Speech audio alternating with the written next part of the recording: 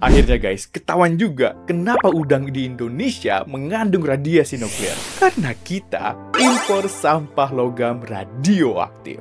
Awalnya, FDA di Amerika ngedeteksi cesium-137 di sampel udang beku dari Indonesia. Produk langsung ditarik dan jalurnya ditelusurin. Dari pelabuhan Amerika ke kontainer, ke pabrik pengolahan udang, sampai akhirnya berakhir di satu titik, yaitu kawasan industri modern Cikande, Banten. Di sana, tim gabungan nemuin sumber utama radiasi di pabrik peleburan logam yang melebur besi bekas impor. Di antara rongsokan itu, ada besi bekas yang memiliki radiasi industri CS137. Begitu ikut dilebur di tungku buat didaur ulang, CS137 nggak hilang terbakar. Dia jadi debu radioaktif yang naik ke udara, nempel di atap, dinding, tanah, air, kendaraan, yang bikin terkontaminasi juga kontainer, gudang, termasuk ke pabrik makanan laut, dan nyasar ke rantai produksi udang. Peleburannya juga menyisakan material yang bentuknya kayak batu-batu hitam yang disebut slag. Slag ini diambil warga buat nutup jalan kampung karena kelihatan keras. Tapi bener deh, kenapa sih kita impor sampah logam? Ya karena sampah atau scrap itu murah, hemat energi, dan dipakai sebagai bahan baku baja.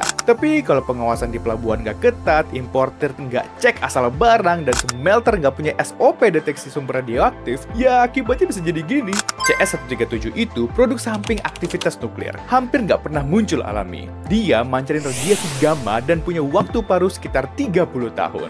Artinya kalau udah nempel di tanah, air, atau rantai makanan dan nggak dibersihin, efeknya bisa lama banget. Kasus Cikande ini tuh ngasih tahu satu hal. Selama kita masih impor scrap tanpa pengawasan yang serius, selalu ada bonus tak terlihat yang ngikut, yang membahayakan ekonomi maupun nyawa rakyat. Sebenarnya solusinya nggak susah amat kalau niat, yaitu kayak penguatan peran Bapeten agar pengawasan bisa lebih ketat di pelabuhan, juga penambahan alat deteksi radiasi di semua portal, kawasan industri, dan objek vital lainnya. Importer juga harus lampirin sertifikat bebas radiasi dari negara asal, dan wajib sanksi finansial dan pidana yang jelas apabila melanggar. Terus pabrik logam harus punya SOP anti radiasi alias detektor radiasi sendiri di pintu masuk scrap. Emang kedengarannya ribet dan jadi biaya, tapi ini udah sepantasnya karena taruhannya adalah ekonomi negara dan nyawa rakyat. Toh ini nggak seberapa dibandingkan anggaran Cortex kan?